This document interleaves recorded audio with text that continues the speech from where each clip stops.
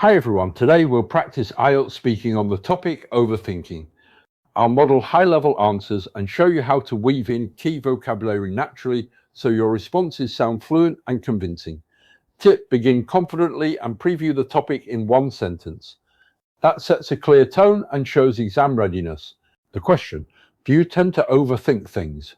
Model IELTS 8+, answer: yes, I have a slight tendency to overanalyze situations. My mind sometimes goes into overdrive, replaying conversations or imagining different outcomes. While I like to think of it as being thorough, I have to admit that it can occasionally become counterproductive. How to use the highlighted vocabulary. Slight tendency to sound measured and realistic. Goes into overdrive. Vivid metaphor. Emphasizes intensity. Counterproductive. Evaluate negative effects. Use this quick technique. 1. Short self-assessment. 2. One concrete example. 3. Brief evaluation. Shows coherence plus lexical variety. The question: in what situations do you usually overthink?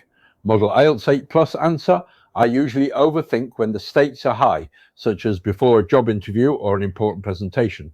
In those situations, I tend to anticipate every possible scenario, both positive and negative. I also find myself overthinking in social contexts, like wondering whether I said the right thing. How to use the highlighted vocabulary. Stakes are high. Useful collocation for pressure situations. Anticipate every possible scenario. Shows planning in complex phrasing. Social context. Formal phrase suitable for IELTS. Quick technique. Give 2 short examples, work plus social, and use linking words like for example and also for clear organization. The question: what do you do to stop yourself from overthinking? Model IELTS 8+, answer: when I realize I'm stuck in a loop of overthinking, I try to ground myself by focusing on something practical, like exercising. Physical activity, in particular, helps me clear my head and regain perspective. I also remind myself that not everything is within my control, which prevents me from dwelling on hypothetical outcomes. How to use the highlighted vocabulary. Stuck in a loop, a vivid phrase for repetitive thinking. Physical activity, neutral, test-appropriate phrase. Within my control/hypothetical outcomes, shows nuance and modal reasoning. Quick technique. Use action result sentences, I do X, which helps Y, to demonstrate cause and effect and cohesion. The question: do you think overthinking is always a bad thing? Model IELTS 8+, answer: not necessarily. In moderation, overthinking can actually be beneficial because it encourages critical thinking and careful planning. It allows people to weigh the pros and cons before making a decision. So I would say it's a double-edged sword. It depends largely on how well a person manages it. How to use the highlighted vocabulary. Critical thinking / weigh the pros and cons. Strong academic phrasing. Double-edged sword, idiom showing sophistication.